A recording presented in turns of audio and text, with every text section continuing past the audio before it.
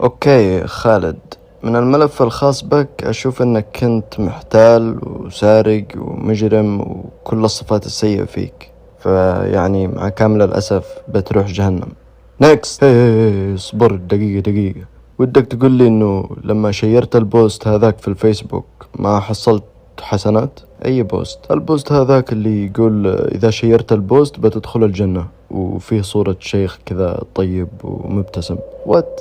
طبعا لا، ايش دخل هذا بالحسنات؟ طيب دقيقة، ودك تقول لي ان الصورة اللي علقت عليها سبحان الله 60,000 مرة ما بتدخلني الجنة؟ ايش كانت الصورة؟ حمامة تسجد، بس سبحان الله الخشوع كان باين جدا.